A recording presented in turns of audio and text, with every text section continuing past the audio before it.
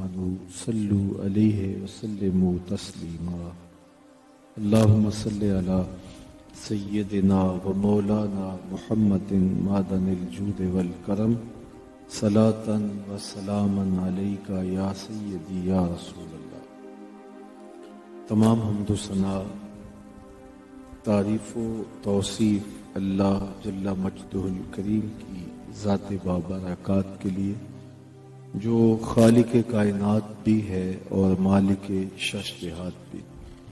اللہ جل وعلا کی حمد و ثنا کے بعد رسول رحمت، شفیع معظم، نبی محتشم، حضور ختم المرتبت صلی اللہ علیہ وآلہ وسلم کے حضور ناز میں اپنی عقیدتوں، ارادتوں اور محبتوں کا خراج پیش کرنے کے بعد واجب الاحترام ذوی الاحتشام معزز و مکرم سامعین، السلام علیکم ورحمۃ اللہ وبرکاتہ۔ حضور ختم المرتبت سید عالم صلی اللہ علیہ وآلہ وسلم کے ساتھ ہمارے ربط باطن، تعلق قلب اور نسبت عشق کی مضبوطی کا یہ مہینہ سبب اور ذریعہ ہو، اور اللہ ہمیں ان کی مبارک سیرت کو اختیار کر کے زندگی کی راہوں کو اجالنے کی توفیق نصیب کرے۔ ان کے بتائے ہوئے طریقہ حیات اور ان کے اسوہ رحمت کے مطابق ہماری زندگی کے روز و شب ترتیب پائیں، اور ہم ان کی محبتوں کے سانچے میں اور ان کی الفتوں کے سانچے میں اس طرح ڈھلیں کہ ہم دور سے نظر آ رہے ہوں تو لوگ دیکھ کے کہیں کہ یہ حضور کا غلام آ رہا ہے۔ ہماری وضاقتہ، ہمارا طرز زندگی، ہمارا انداز معاشرت، ہماری شادیاں، ہماری خوشیاں، کیفیات غم، ہماری زندگی کا ایک ایک گوشہ حضور کی سیرت کے نور سے منور ہو، اور ہم حضور کی نسبت سے، حضور کے نام سے پہچانے جاتے ہیں، تو آقا کریم علیہ السلام کی تعلیمات کا عکس ہمارے اوپر دکھائی دے۔ حضور علیہ السلام کی فضیلت اور عظمت اور رفعت کے کیا کہنے، بلغ العلا بکمالہ، وہ ان بلندیوں تک پہنچے جہاں کسی کا تصور بھی نہیں پہنچ سکتا۔ میرے امام بولے، خرد سے کہہ دو کہ سر جھکا لے، گماں سے گزرے گزرنے والے، یا خود پڑے ہیں جہت کو لالے، کوئی کیا بتائے کدھر گئے تھے۔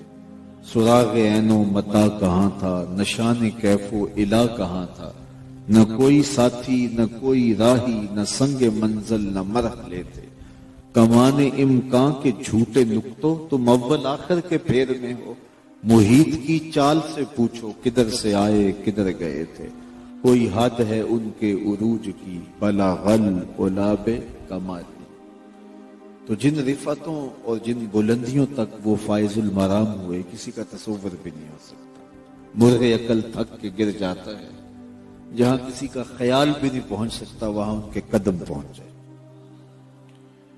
اور اگر ان کی سیرت کی بات کریں تو کائنات میں جتنی خوبصورت سیرت میرے حضور کی ہے کہ خود میرے رب نے اس کو اسوہ حسنہ قرار دیا، اور ان کے اخلاق عالیہ کا جمال کائنات میں آج بھی روشنیاں بکھیر رہا ہے۔ کائنات میں آپ کو جہاں بھی خیر ملے گا وہ حضور کے قدموں کا صدقہ ہے، جہاں بھی حسن اور جمال ملے گا عادتوں میں، اقدار میں، تو وہ انہی کے مرہون منت ہے۔ دنیا والوں کو جینا ہی میرے حضور نے سکھایا ہے، تو ان کی سیرت کا ہر گوشہ، ہر باب دل نشیں ہے، دل آویز ہے۔ حسنت جمیع خصالہ، ان کی ہر خو و خصلت حسین ہے، بے مثل اور بے مثال ہے۔ تیسرا عنوان حضور علیہ السلام کی سورت نور کی ہے، جمال رحمت کی ہے۔ تو سعدی شیرازی علیہ رحمہ بولے، کشفت دجا بجمالہ، جب ان کے رخ سے پردہ اٹھا تو کائنات میں روشنیاں پھیل گئی، اجالے ہی اجالے۔ اس کائنات میں ظلمت ہی ظلمت تھی، اندھیرا ہی اندھیرا تھا۔ یہ کائنات میں جتنیاں بھی روشنیاں ہیں، جتنے بھی آپ کو جمال نظر آ رہے ہیں، یہ جمال رسول کا صدقہ ہے صلی اللہ علیہ وسلم۔ شمس و قمر کی تابانیاں ان کے قدموں کی خیرات ہیں، اور اگر ان کے جمال کی جھلک اس کائنات میں نہ پڑتی تو یہ ظلمتوں کے علاوہ کائنات کچھ نہیں۔ تو کائنات کے سارے اجالے ان کی چہرہ نور کی زکات ہیں، اور ان کے رخ رحمت کے اجالوں سے ہی کائنات روشن ہے۔ ہمارے یہاں میلاد کے موسم میں یا حضور کے خصائل بیان کیے جاتے ہیں، یا حضور کے فضائل بیان کیے جاتے ہیں، یا حضور کے شمائل بیان کیے جاتے ہیں۔ آج کی اس نشست میں آقا کریم علیہ السلام کے حسن کا ذکر، تذکرہ جمال رسول صلی اللہ علیہ وسلم آپ کے سامنے رکھا جائے گا۔ یہ عنوان تو وہ ہے کہ جس کا کوئی بھی حق ادا نہیں کر سکتا۔ اللہ کے محبوب علیہ السلام کے 1,00,000 اصحاب میں سے صرف 30-35 لوگ ہیں جو حضور کا حلیہ بیان کرتے ہیں۔ باقی ایک دوسرے سے پوچھتے تھے کہ حضور کا چہرہ زیبا کیسا تھا، کہ حضور کا حلیہ بیان کرو۔ تو وہ کہتے تم نے کیا حضور کو نہیں دیکھا؟ تو وہ کہتے دیکھا تھا لیکن دیکھ کر بھی نہیں دیکھا۔ چہرے پہ تابشیں ایسی تھی، چمک اور روشنی ایسی تھی کہ کسی کی آنکھ میں ہمت نہیں تھی کہ جی بھر کے جمال رسول کو دیکھ سکے۔ اس لیے بعد میں وہ پوچھتے تھے کہ تم نے حضور کو دیکھا، بتاؤ حضور کیسے تھے۔ اللہ باقاعدہ محدثین نے اس پہ اس عنوان سے احادیث کو جمع کیا۔ شمائل ترمذی حضور کے شمائل پر مشتمل یہ وہ دستاویز ہے جس میں ہمیں پتہ چلتا ہے کہ ان کی آنکھیں کیسی تھیں، اور ان کا رخ انور، ان کی مبارک زلفیں قد رانا، ان کے مبارک ہونٹ اور ان کے دیگر اعضائے بدنیہ کا جمال، حسن اور اعتدال کیا تھا۔ تو باقاعدہ اس کے اوپر علماء نے لکھا، اور اہل محبت کے ہاں آج بھی اس عنوان سے مجلسیں منعقد ہوتی ہیں جن میں حضور علیہ السلام کا حلیہ بیان کیا ہے۔ اعلیٰ حضرت عظیم البرکت امام اہل سنت امام شاہ احمد رضا خان فاضل بریلوی علیہ رحمہ و رضوان کا قصیدہ سلامیہ جو سلام ہے، اس میں حضور علیہ السلام کا حسن بیان کیا ہے، ایک ایک عضو کا جمال بیان کیا ہے۔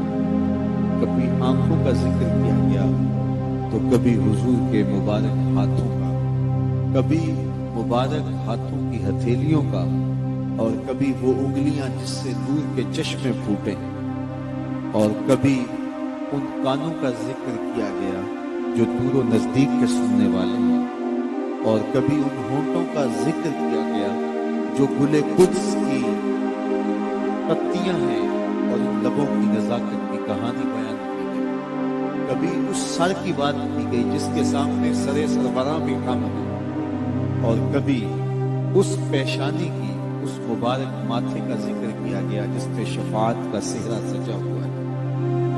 تو یہ سارا سلام پڑھ لیجئے، یہ حضور کے جمال کا ذکر ہے، یہ حضور کے حسن کا قصیدہ ہے، اور آقا کریم علیہ السلام کو اللہ نے جو جمال دیا وہ میرے حضور کا۔ حضرت سیدنا ابو ہریرہ رضی اللہ عنہ کو فرماتے ہیں، کل قمر لیلۃ البدر لم ارا قبلہ ولا بعدہ مثلہ، کیا پوچھتے ہو؟ چودھری رات کے چمکتے ہوئے چہرے، چمکتے ہوئے چاند کی طرح حضور کا چہرہ تھا۔ پھر کہتے نہیں، حضور جیسا میری آنکھ نے نہ پہلے دیکھا نہ بعد میں دیکھا۔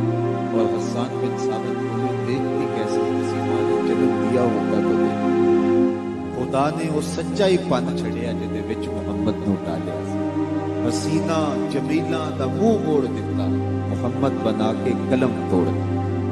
اور اقبال بولے رخ مصطفیٰ ہے وہ آئینہ، کہ اب اس سا دوسرا آئینہ، نہ کسی کی بزم خیال میں، نہ دکان آئینہ ساتھ۔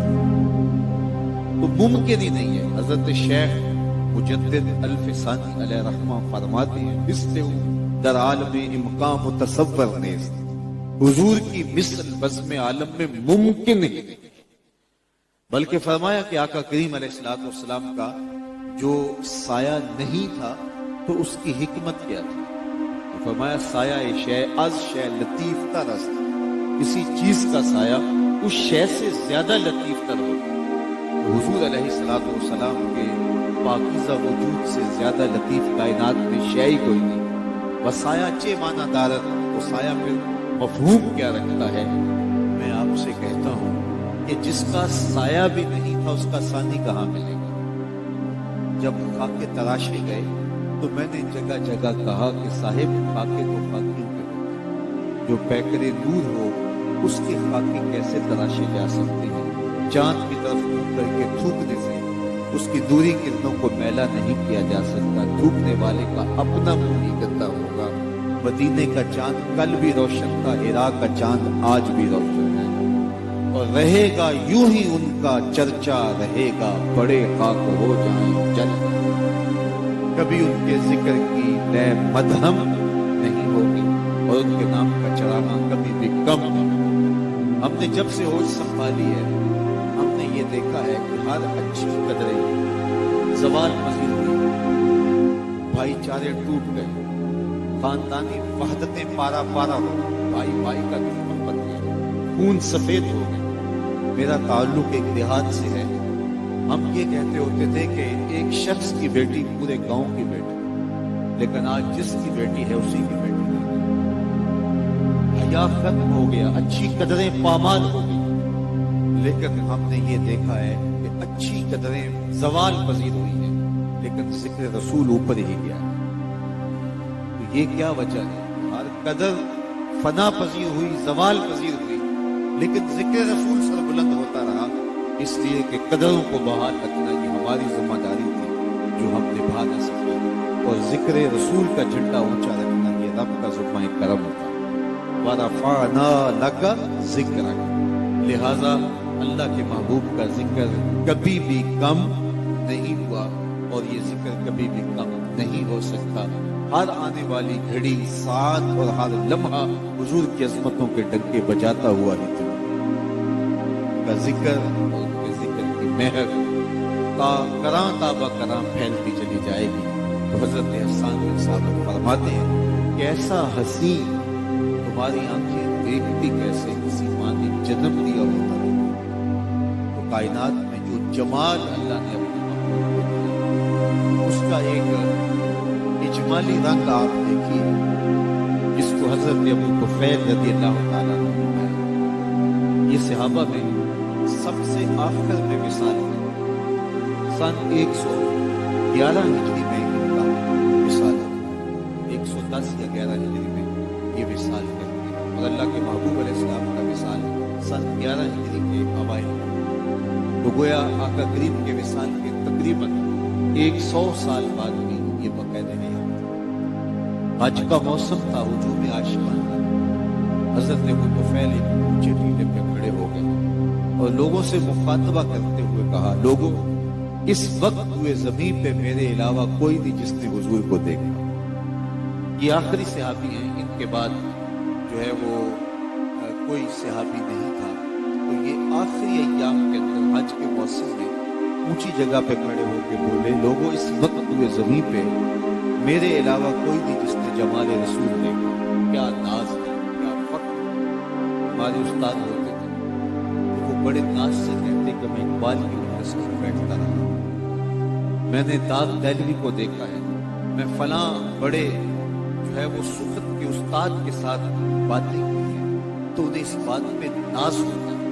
یار جس نے اقبال کو دیکھا ہو، جس نے داد دہلوی کو دیکھا ہو، وہ تو ناز کرے، اور جس کی آنکھوں نے جمال محمد عربی کو دیکھا صلی اللہ علیہ وسلم، تو وہ اپنے مقدر پہ ناز کرے۔ تو حضرت ابو طفیل نے کہا لوگوں اس وقت ہوئے زمین پہ میرے علاوہ کوئی نہیں جس نے حضور کو دیکھا، آؤ مجھ سے حضور کی باتیں سنو۔ تو لوگ جمع ہو گئے۔ یہ عاجز آپ کے پاس پہنچا ہے تو آپ کہاں کہاں سے کر کے یہاں آئے، چلو حضور کی باتیں سنو۔ تو مجھے بتاؤ کہ وہ عاشق کس طرح ان کے گرد جمع ہوئے ہوں گے کہ اس شخص سے حضور کی باتیں سننے کے لیے جمع ہو رہے ہیں جس نے اپنی آنکھ سے حضور کو دیکھا۔ کیا کیفیت باطن ہوگی اور تابعین کا کیا شوق و ذوق ہوگا موسم حج کا، اور انہوں نے کہا آؤ مجھ سے حضور کی باتیں سنو، تو لوگ ان کے گرد جمع ہو۔ اب حج کا موسم ہے تو مسائل حج کے پوچھے ہوں گے۔ عمومی طور پہ ہم حج پہ جاتے ہیں تو عالمانہ وضع کرتا دیکھ کے لوگ مسائل حج ہی پوچھتے ہیں۔ عموماً لوگ پہلی مرتبہ گئے ہوتے ہیں، اور اگر کوئی ہر سال بھی جاتا ہے تو یہ سال بعد آنے والی عبادت ہے۔ جس طرح عیدین کے موقع پہ ہر سال عید کا طریقہ بتانا ہی پڑتا ہے، تو حج کے مسائل بھی لوگ پوچھتے پھرتے ہیں۔ تو شکر ہے کہ ایک صحابی نصیب ہو گیا، تو تابعین نے پوچھا ہوگا نا کہ حضور نے طواف زیارت کیسے کیا، اور حضور نے وقوف عرفہ کیسے فرمایا، منات کی راتیں کیسے بسر کی، وقوف مزدلفہ کا انداز کیا تھا، تو یہ سوال پوچھے ہوں گے۔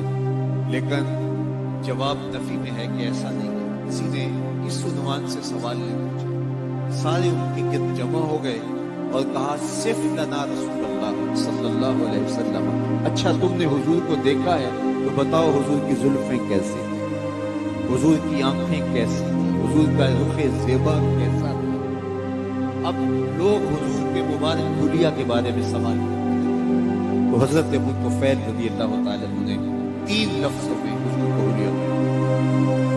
سن لیجئے، یاد رکھیے اور اپنے بچوں کو اچھی طرح سے یاد کروا دیں۔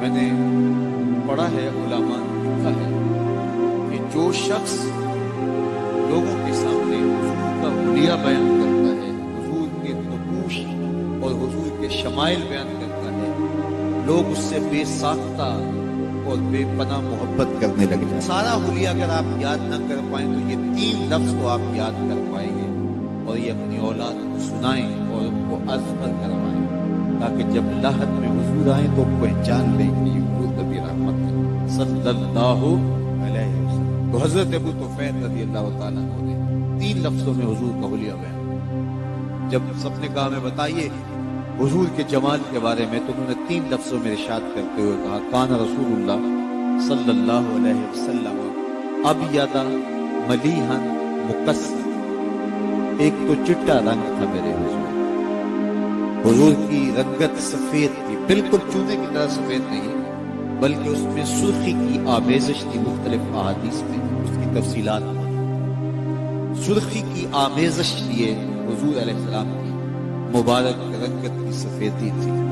انہوں نے ابیض کا لفظ استعمال کیا اس لیے کہ یہ خاندانی طور پہ حضور کے لیے یہ لفظ استعمال ہوا۔ حضور کے دادا محترم جناب عبد المطلب جب بھی حضور علیہ السلام سے مخاطبہ کرتے تو جس طرح دادا اپنے پوتے کا کوئی عرفی نام رکھ لیتا ہے، تو انہوں نے حضور کا لاڈ سے نام رکھا ہوا تھا ابیض، اور جب وہ پکارتے تو یا ابیض، اے گورے رنگ والے، تو یہ ابیض کا لفظ بول کر کے وہ حضور سے مخاطبہ کرتے۔ تو اس لیے حضور علیہ السلام کے لیے حضرت ابو طفیل رضی اللہ تعالیٰ عنہ نے وہی لفظ استعمال کیا جو کہ ان کے دادا محترم ان کے لیے استعمال کرتے تھے۔ کان رسول اللہ صلی اللہ علیہ وسلم ابیض، حضور کا رنگ سفید تھا۔ یہ ابیض کا لفظ حضور کے چچا نے بھی حضور کے لیے استعمال کیا۔ اس طرح ہوا کہ ایک مرتبہ بارش نہیں ہو رہی اور لوگ حضور کے چچا جناب ابو طالب کے پاس آ کے بولے کہ بارش نہیں ہو رہی اور قحط میں لوگ مبتلا ہو گئے، تو آپ آل اسماعیل سے ہیں تو آپ اللہ کی بارگاہ میں دعا مانگی یہ بارش کی۔ تو آپ نے کہا کہ تم آؤ نا سین حرم میں تو میں بھی آ جاؤں۔ تو وہاں ہم اللہ کے حضور دعا مانگتے۔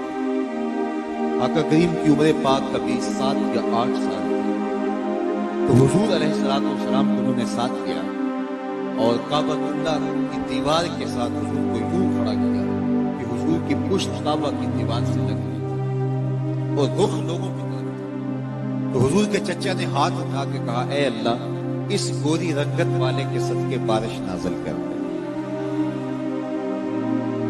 لوگ ابھی گھروں کو نہیں پہنچے تھے کہ بارش برسنے لگی اور قحط دور ہو گئی، اتنا سبزہ ہو گیا۔ خیر وقت گزرتا گیا، حضور نے جب اعلان نبوت کیا تو قریش مخالفت پہ اتر آئے اور انہوں نے طرح طرح کی اذیتیں بھی پہنچائیں۔ اور آپ جانتے ہیں کہ شاہ ابی طالب نے 3 سال تک حضور کے خاندان کو معصوم رہنا پڑا تھا اور یہ وہاں غلہ بھی نہیں پہنچنے دیتے۔ باہر سے آنے والے تجارتی قافلوں سے غلہ خرید لیتے تاکہ ان تک نہ پہنچ پائے۔ تو بہت سخت ایام تھے جو حضور اور حضور کے خاندان کے لوگوں نے کاٹے، درختوں کے پتے کھا کھا کے گزروں پائے۔ تو ان ایام کے اندر حضور کے چچا نے ایک قصیدہ لکھا جس میں اس واقعہ کی طرف اشارے کرتے ہوئے کہا کہ ایک وقت وہ تھا کہ تمہارے اوپر قحط پڑ گیا تھا اور میرا یہ بھتیجا تھا جس کے چہرہ زیبا کے صدقے سے بارش اتری تھی، اور آج تم ہمارے لیے پانی نہیں آنے دیتے اور ہمارے تک غلہ نہیں پہنچنے دیتے۔ تو ان کے قصیدے کا ایک شعر ہے وَأَبْيَضُ يُسْتَسْقَى الْغَمَامُ بِوَجْهِهِ سِمَالُ الْيَتَامَى عِصْمَةٌ لِلْأَرَامِلِ۔ یہی میرا وہ گوری رنگت والا بھتیجا ہے جس کے چہرے کو دیکھ کے بادل امٹ کے آئے تھے، یتیموں کا سہارا ہے اور بیواؤں کا آسرا ہے۔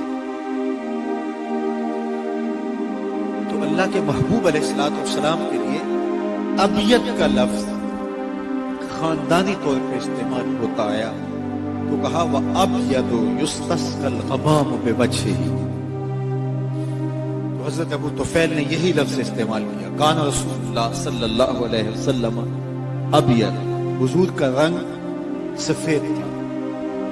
دوسری بات ارشاد ملیحن، حضور کا حسن نمکین تھا۔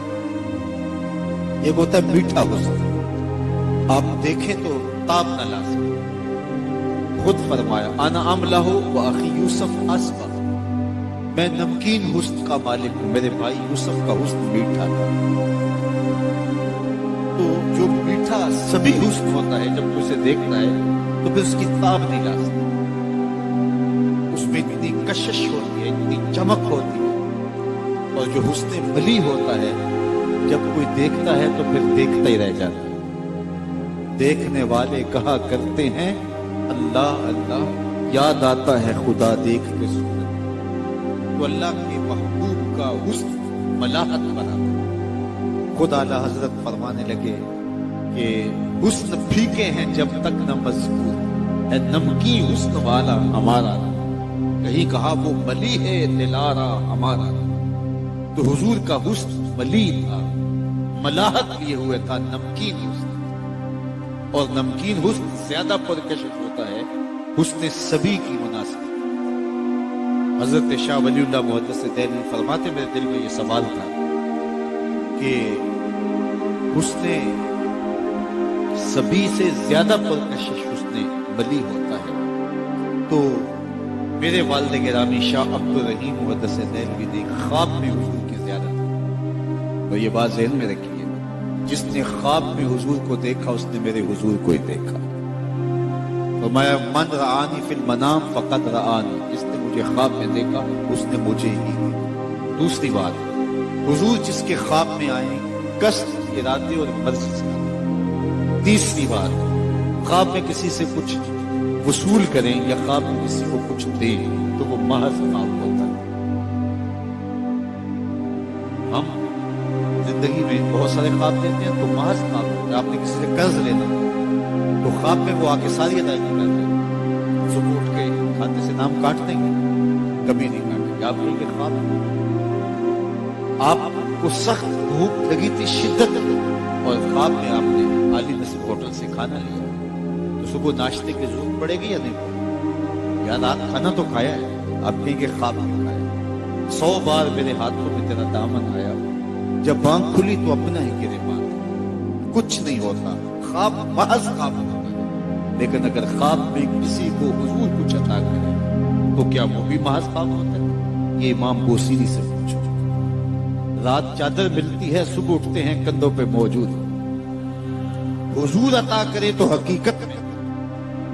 حضرت امام سخاوی نے القول البدی میں لکھا ہے، اور لوگوں نے بھی لکھا، ایک شخص حضور کے روضے پہ کھڑا اور کیا کہتا ہے؟ آنا ضیف، میں آپ کا مہمان ہوں، اور آپ کے ہوتے ہوئے کسی اور در پہ نہ جائے۔ آقا جی میں تیرا ہو کہ خیر منگا در در، مریل کتا کیوں اخواما ایٹے بختہ مر۔ اور میرے امام بولے کون دیتا ہے دینے کو منہ چاہیے، دینے والا ہے سچا ہمارا نبی، کوئی دیتا بھی تو نہیں نا، اور چند ٹکڑے جھولی میں ڈال بھی دے تو ساری زندگی جتلاتا بھی۔ عارف عبد المتین نے تو قلم توڑ دی، اور جتنے بھی سہارے ہیں سبک کرتے ہیں، عزت نفس بڑھاتا ہے سہارا، ہر آسرا کمزور کرتا ہے۔